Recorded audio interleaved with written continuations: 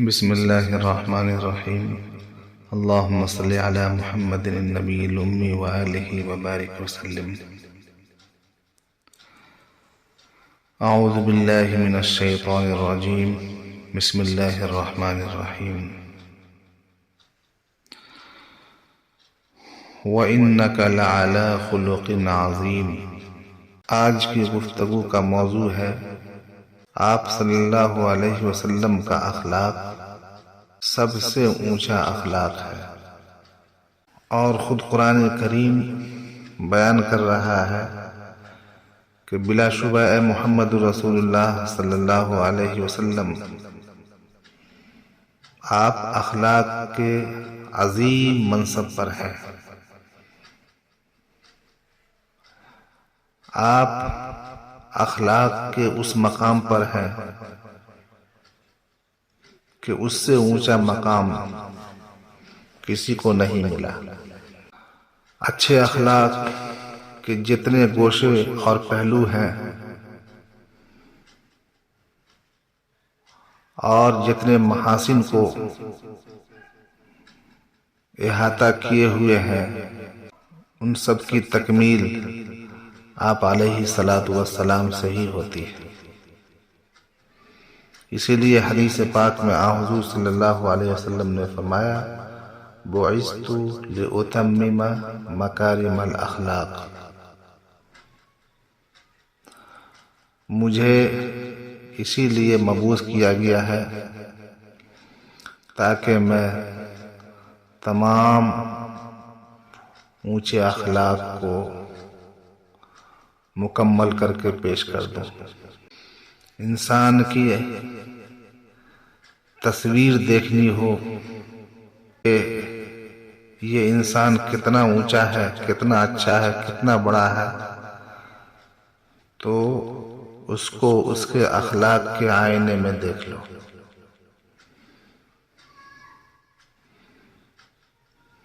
اخلاق کے باب میں آپ صلی اللہ علیہ وسلم کا روئے زمین پر کوئی ثانی نہیں. 1400 سال سے دنیا کا ہر شخص، ہر مکتب فکر کا انسان کتابوں میں پڑھتا ہے، وعظوں میں سنتا ہے، تاریخ کی ہر قسم کی کتابوں میں پڑھتا ہے، پہلے بھی پڑھا اور ابھی بھی پڑھ رہے ہیں اور آئندہ بھی پڑھیں گے کہ حضور پاک صلی اللہ علیہ وسلم سے بڑھ کر کے اخلاق کا حامل کوئی انسان نہیں پیدا ہوا.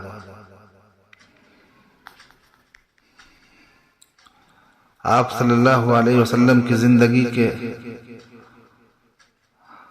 اخلاقی احوال و صفات احادیث کے اندر بھی موجود ہیں، جس طرح قرآن کے اندر بیان کیا گیا تفصیل کے ساتھ. دنیا شاہد ہے کہ انسانوں کے مجمع عام میں وہ جو کچھ کہتا تھا گھر کے خلوت قدم میں وہ اسی طرح نظر آتا تھا. اخلاق و عمل کا جو نقطہ وہ دوسروں کو سکھاتا تھا وہ خود اس کا عملی پیکر بن جاتا تھا. بیوی سے بڑھ کر انسان کے اخلاق کا اور کون رازداں ہو سکتا ہے. چند صحابہ نے آ کر حضرت عائشہ رضی اللہ تعالی عنہا سے درخواست کی کہ حضرت کے اخلاق بیان کیجیے. انہوں نے پوچھا کیا تم قرآن نہیں پڑھتے؟ ان خلق رسول اللہ صلی اللہ علیہ وسلم کان القرآن. آپ صلی اللہ علیہ وسلم کا اخلاق ہماتن قرآن تھا.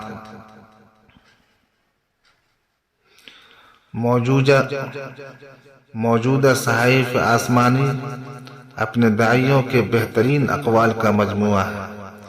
لیکن کیا ان کا ایک حرف بھی اپنے مبلغین کے عمل کا مدعی ہے؟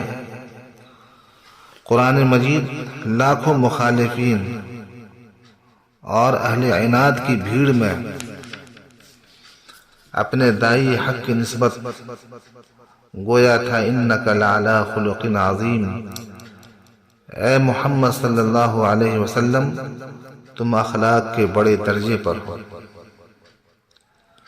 بے درد نکتہ چین آج 1300 برس کے بعد آپ صلی اللہ علیہ وسلم کو سنگ دل کہتے ہیں، لیکن اس وقت جب یہ سب کچھ ہو رہا تھا قرآن کریم خود دشمنوں کے مجمع میں آپ صلی اللہ علیہ وسلم کی نسبت کیا شہادت دے رہا تھا؟ فَبِمَا رَحْمَةٍ مِّنَ اللَّهِ لِنْتَ لَهُمْ وَلَوْ كُنْتَ فَظًّا غَلِيظَ الْقَلْبِ لَانفَضُّوا مِنْ حَوْلِكَ، خدا کی عنایت سے تم ان سے نرمی سے پیش آتے ہو، اگر تم کہیں کج خلق اور سخت دل ہوتے تو یہ لوگ تمہارے آس پاس سے ہٹ جاتے۔ ایک جگہ قرآن پاک میں ارشاد ربانی ہے لَقَدْ جَاءَكُمْ رَسُولٌ مِّنْ أَنفُسِكُمْ عَزِيزٌ عَلَيْهِ مَا عَنِتُّمْ حَرِيصٌ عَلَيْكُمْ بِالْمُؤْمِنِينَ رَءُوفٌ رَحِيمٌ، تمہارے پاس تم میں سے خود ایک پیغمبر آیا، اس پر تمہاری تکلیف بہت شاق گزرتی ہے، تمہاری بھلائی کا وہ بھوکا ہے، اہل ایمان پر نہایت نرم اور مہربان ہے۔ سامعین اکرام، مسئلہ اخلاق کی نسبت ایک بڑی غلطی یہ کی گئی ہے کہ صرف رحم و رافت اور تواضع و خاکساری کو پیغمبرانہ اخلاق کا مظہر قرار دے دیا گیا، حالانکہ اخلاق وہ چیز ہے جو زندگی کی ہر تہ میں اور واقعات کے ہر پہلو میں نمایاں ہوتی ہے۔ دوست و دشمن، عزیز و بیگانہ، صغیر و کبیر، مفلس و تونگر، صلح و جنگ، خلوت و جلوت، غرض ہر جگہ اور ہر ایک تک دائرہ اخلاق کی وسعت ہے۔ حضرت صلی اللہ علیہ وسلم کے عنوان اخلاق پر اسی حیثیت سے نظر ڈالنی چاہیے۔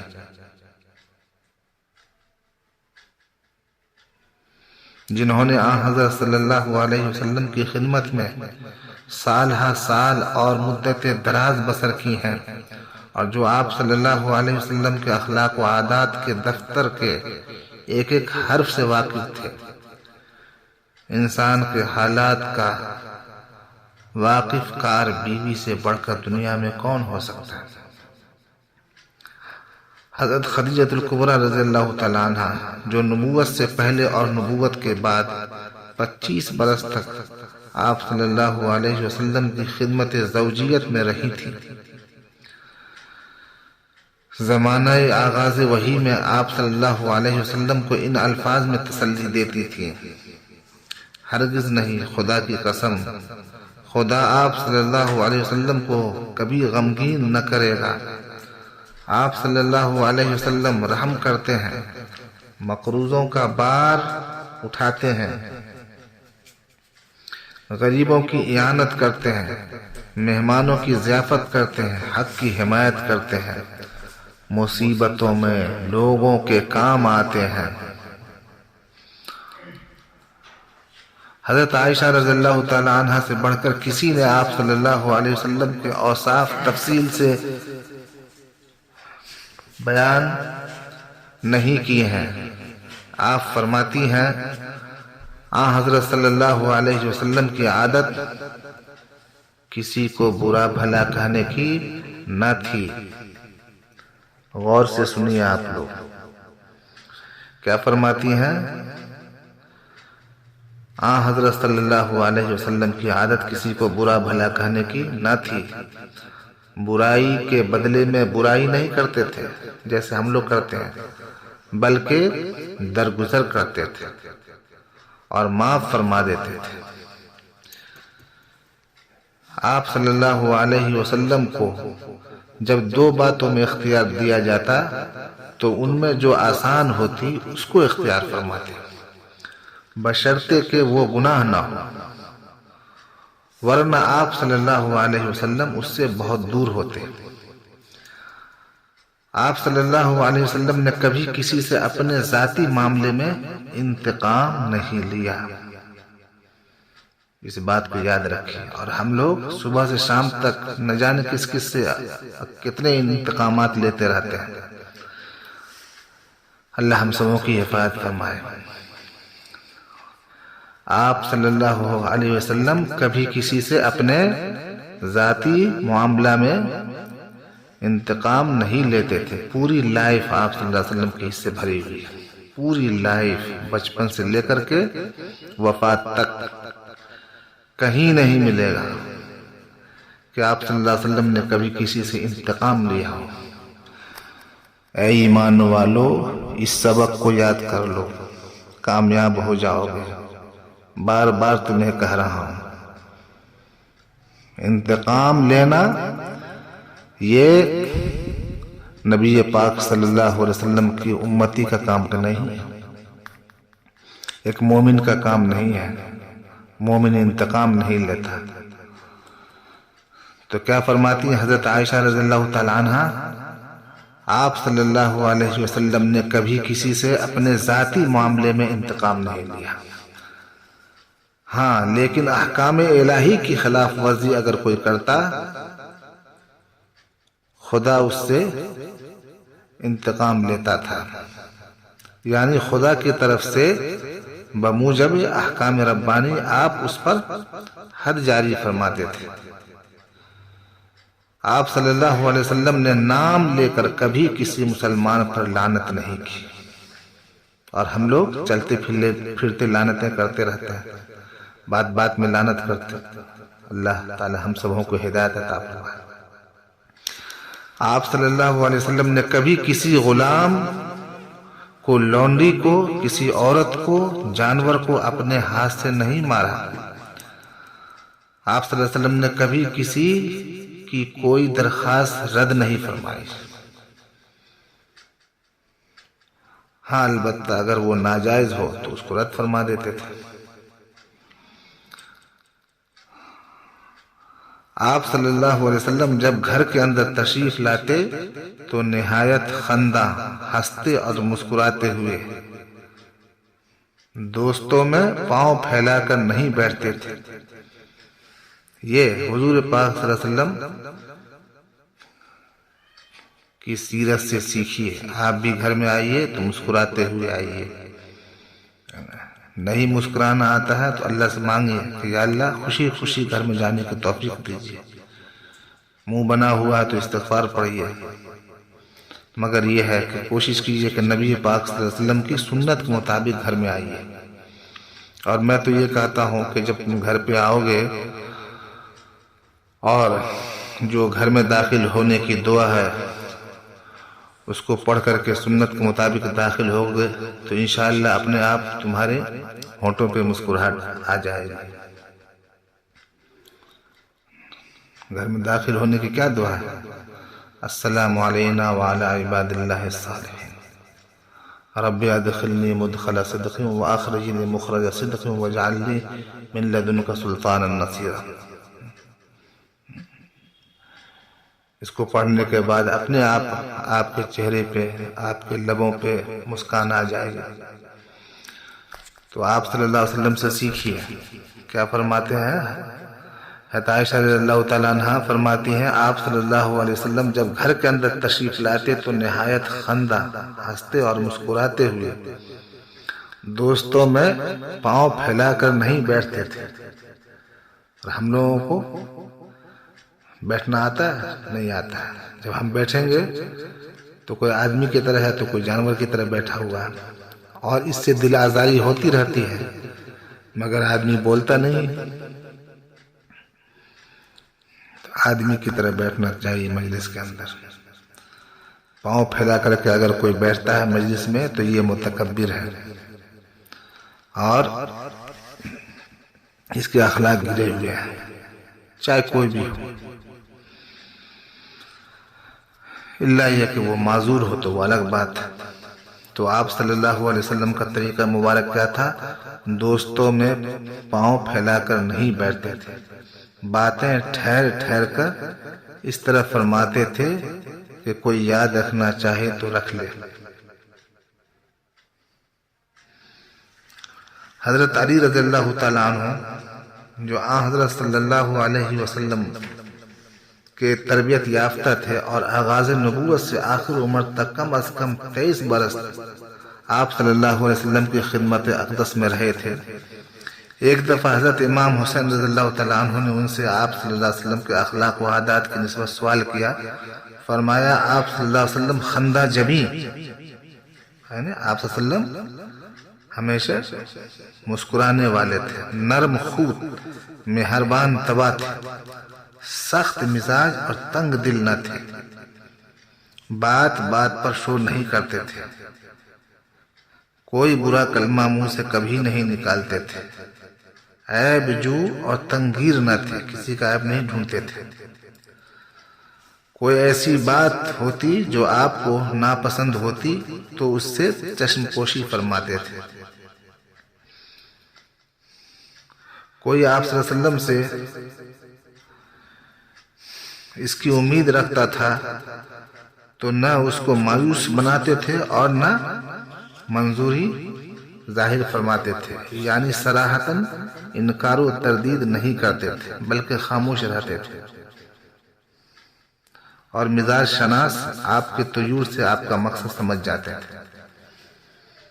آپ اپنے نفس سے 3 چیزیں آپ صلی اللہ علیہ وسلم نے اپنے نفس سے 3 چیزیں بالکل دور کر دی تھی: بحث و مباحثہ، ضرورت سے زیادہ بات کرنا، اور جو بات مطلب کی نہ ہو اس میں پڑنا۔ اور آج ہم لوگوں کا کیا حال ہے؟ بحث و مباحثہ کے ذریعے سے ہم ایک دوسرے کے دل کو چیرتے ہیں۔ یہ فتنہ کتنا بڑھ گیا ہے، اور ضرورت سے زیادہ بات کرنا ہماری روزمرہ کی عادت ہو گئی ہے۔ نبی پاک صلی اللہ علیہ وسلم ہمیں کیا تعلیم دینے آئے تھے، آپ کی سیرت سے ہمیں اس کو حاصل کرنا چاہیے۔ کیا فرماتے ہیں؟ بحث و مباحثہ، ضرورت سے زیادہ بات کرنا، اور جو بات مطلب کی نہ ہو اس میں پڑنا۔ ان چیزوں کو اپنے سے بالکل حضور نے دور کر دی تھی۔ دوسروں کے متعلق بھی 3 باتوں سے پرہیز کرتے تھے: کسی کو برا نہیں کہتے تھے، کسی کی عیب گیری نہیں کرتے تھے، کسی کے اندرونی حالات کی ٹوہ میں نہیں رہتے تھے۔ یہ اندرونی حالات کی ٹوہ میں لگنا آج مسلمانوں کی عام عادت ہوتی جا رہی ہے، اور اسی سے فساد پھیل رہا ہے، آپس میں اختلافات ہو رہے ہیں، آپس میں دل ٹوٹ رہے ہیں۔ کیوں کسی کے اندرونی حالات کے اندر داخل ہوتے ہو؟ ہرگز ایسا مت کرو، تمہارے اخلاق تباہ ہو جائیں گے، تم شیطان کی ڈگر پہ چلے جاؤ گے۔ وہی باتیں کرتے تھے آپ صلی اللہ علیہ وسلم جن سے کوئی مفید نتیجہ نکل سکتا تھا۔ ایک مومن کو بھی اسی کی نقل کرنی چاہیے۔ ایک امت محمدیہ کے ایک فرد کو اسی کا پابند ہونا چاہیے۔ جب آپ صلی اللہ علیہ وسلم کلام کرتے، صحابہ کرام اس طرح خاموش ہو کر اور سر جھکا کر سنتے گویا ان کے سروں پر پرندے بیٹھے۔ یہ ادب ہے کہ اپنے بڑے کے سامنے کس طرح سے ادب سے رہنا چاہیے۔ آپ صلی اللہ علیہ وسلم کلام کرتے، صحابہ اس طرح خاموش ہو کر اور سر جھکا کر سنتے گویا ان کے سروں پر پرندے بیٹھے۔ جب آپ صلی اللہ علیہ وسلم چپ ہو جاتے تو پھر وہ آپس میں بات چیت کرتے۔ دوسرا بات کرتا تو جب تک وہ بات ختم نہ کر لیتا چپ سنا کرتے۔ لوگ جن باتوں پر ہنستے آپ صلی اللہ علیہ وسلم بھی مسکراتے، جن پر لوگ تعجب کرتے آپ صلی اللہ علیہ وسلم بھی کرتے۔ کوئی باہر کا آدمی اگر بے باکی سے گفتگو کرتا تو آپ صلی اللہ علیہ وسلم تحمل فرماتے، دوسروں کے منہ سے اپنی تعریف سننا پسند نہیں کرتے تھے۔ ہمیں بھی اس کی عادت ڈالنی چاہیے، آپ صلی اللہ علیہ وسلم کی اس سلسلے میں اتباع کرنی چاہیے۔ کبھی کسی بندے سے تعریف کی امید نہیں رکھو، تعریف اللہ جو کرے وہ اصل ہے۔ کسی بندے سے عزت کی امید نہیں رکھو، عزت دینے والا اللہ تبارک و تعالی۔ دوسروں کے منہ سے اپنی تعریف سننا پسند نہیں کرتے تھے، لیکن اگر کوئی آپ کے احسان و انعام کا شکریہ ادا کرتا تو قبول فرماتے۔ جب تک بولنے والا خود چپ نہ ہو جاتا، آپ صلی اللہ علیہ وسلم اس کی بات درمیان سے نہیں کاٹتے تھے۔ یہ آپ صلی اللہ علیہ وسلم کا طریقہ ہے، اس کو اپنائیے۔ آج اس کو بھی ہم نے چھوڑ دیا ہے۔ آپ صلی اللہ علیہ وسلم نہایت فیاض یعنی دریا دل تھے، نہایت راست وہ سچے تھے، نہایت نرم طبع اور نہایت خوش صحبت تھے۔ اگر کوئی دفعتاً آپ کو دیکھتا تو مروب ہو جاتا، لیکن جیسے جیسے آشنا ہو جاتا، جیسے جیسے آپ صلی اللہ علیہ وسلم سے آشنا ہوتا جاتا، آپ سے محبت کرنے لگتا۔ یہ آپ صلی اللہ علیہ وسلم کے چند اخلاق ہیں جو ہم نے آپ کے سامنے پیش کیے۔ انشاءاللہ آئندہ اور بھی آپ صلی اللہ علیہ وسلم کی سیرت سے مفید باتیں اور قابل ہدایت اور باعث عبرت مضامین پیش کریں گے۔ اللہ تعالی ہم سب کو عمل کی توفیق عطا فرمائے، نبی پاک صلی اللہ علیہ وسلم کی سچی اتباع نصیب فرمائے، آمین یا رب العالمین۔ صلی اللہ علیہ وسلم علی سیدنا محمد۔